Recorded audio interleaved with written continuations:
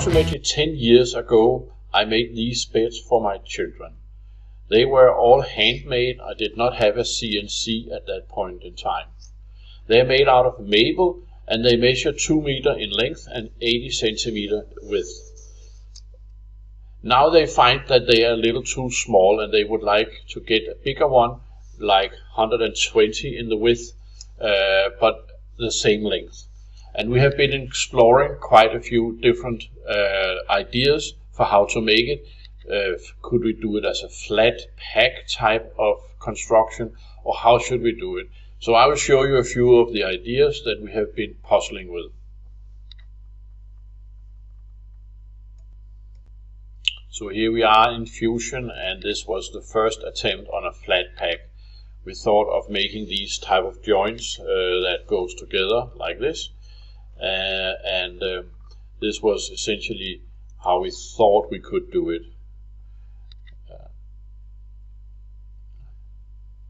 Here this plate is a little lower in order to allow room for the mattress to go inside the box.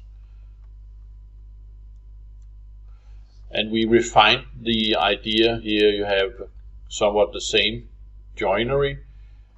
We have added some panels here on the inside that would allow the mattress lamellas to be sitting here, and then you could add a mattress on top of it, something like this.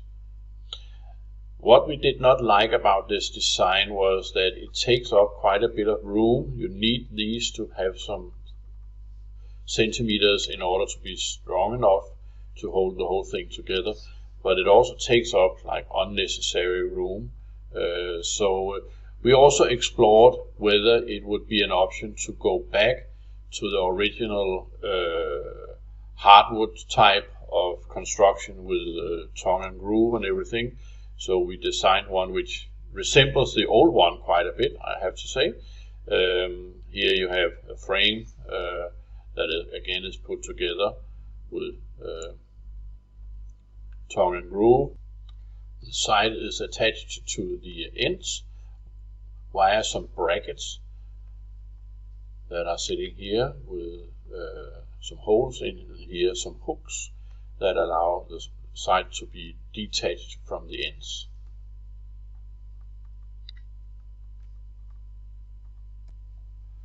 The young people thought that this was a little too much the same as they had had for years, so we went back to the flat pack idea and continued with that and explored it. And here's the next version we made.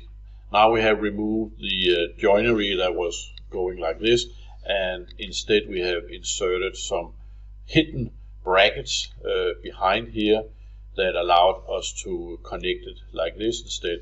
They're not drawn here, but I will show them a little later how it works.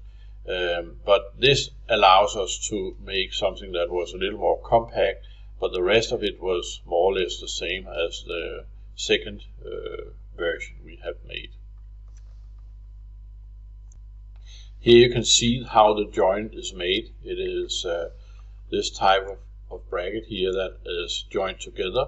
So you have one which is screwed into this panel and another that is screwed into the, and then they hook together to make a very solid joint.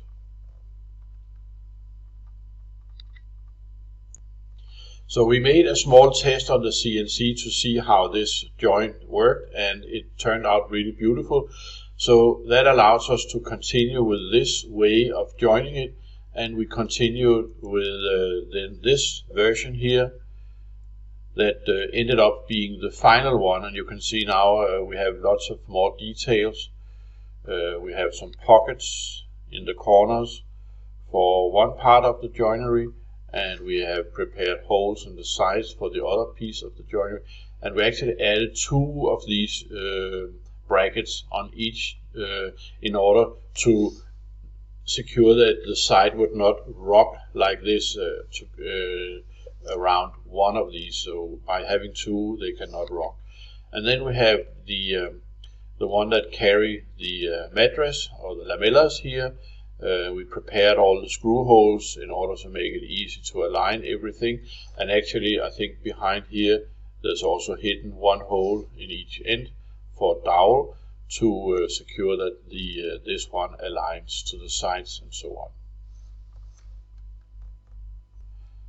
As you can see, we have added fillets to many of the corners here to make it a little more nicer looking.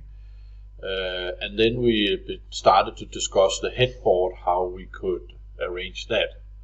And quite a few different versions was discussed, and I will try to show you some of them.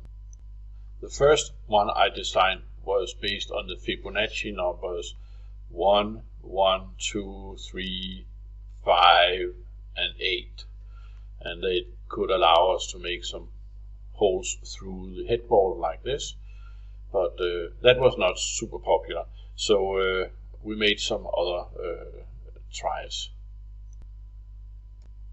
The next couple of attempts was more like this one, where we added some lamellas. We did experiment with different width and spacing and so on, but I think this is very close to what we ended up with. It's on the model here, it has straight corners, but of course when you mill a pocket or hole like this, it will have a curvature that is the same as the bit, so you will get round corners on this. And this version was the one we went with. So this is very much the version where we started milling on the CNC all the parts, and the reason why we didn't put on this one is of course that this is on this side it's just a mirror image, or you flip it around in order to get this one, so we didn't need to draw that one. So here it is, and we'll now show a few pictures from the production on the CNC.